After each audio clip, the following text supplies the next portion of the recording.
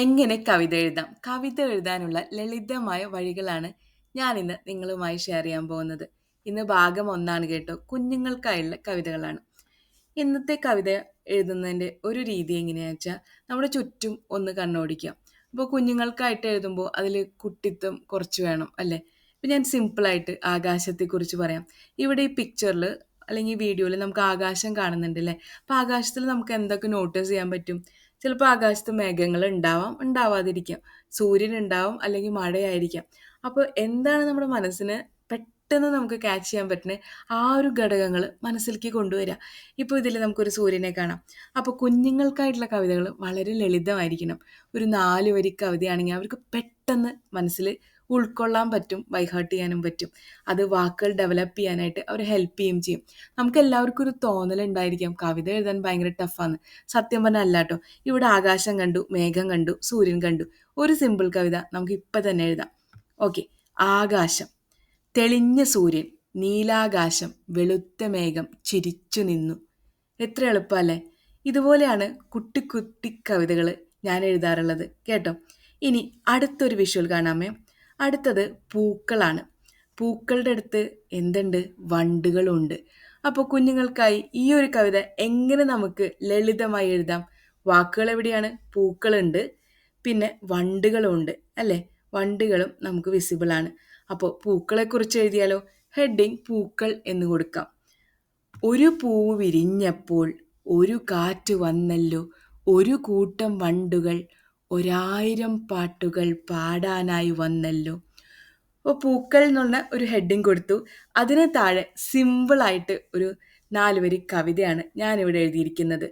പൂക്കൾ, ഒരു പൂ വിരിഞ്ഞപ്പോൾ ഒരു കാറ്റു വന്നല്ലോ, ഒരു കൂട്ടം വണ്ടുകൾ 1000 പാട്ടുകൾ പാടാനായി വന്നല്ലോ.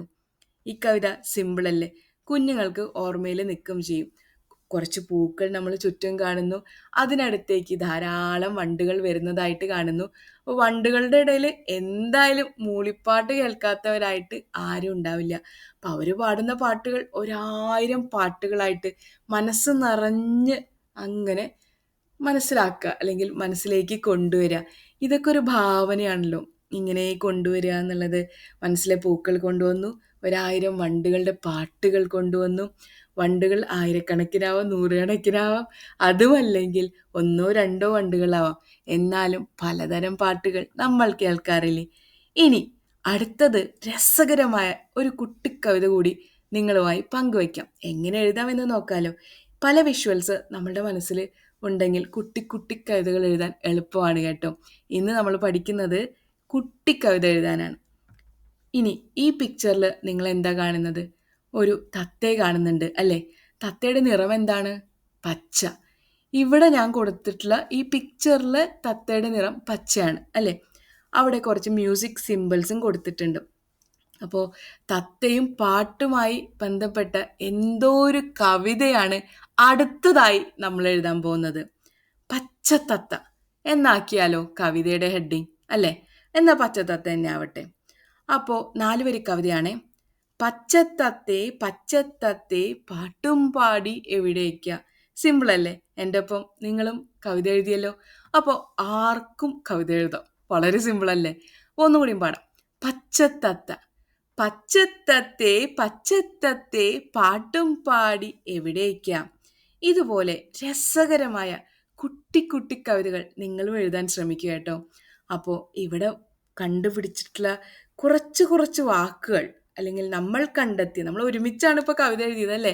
അപ്പോൾ കവിത എഴുതാൻ എന്ന് പറഞ്ഞത് വളരെ സിമ്പിളായിട്ടുള്ള ഒരു കാര്യമാണ്. വലിയ ടാസ്ക് ഒന്നുമല്ല കേട്ടോ. വലിയ വലിയ കവിതകൾ എഴുതാനാണ് ഇത്തിരി നമ്മൾ പഠിക്കേണ്ടത്. കുട്ടി കുട്ടി കവിതകൾ ആർക്കും എഴുതാം. മേഘങ്ങൾ, തത്തമ്മ, അതുപോലെ പൂക്കൾ, പിന്നെ നീലാകാശം, അങ്ങനെ എന്തുമാകട്ടെ നിങ്ങളുടെ വിഷയം. എനിക്ക് വേണ്ടി ഒരു കവിത എഴുതാമോ? പിന്നീട് അടുത്ത ഭാഗവുമായി വീണ്ടും കാണാം. ജിത.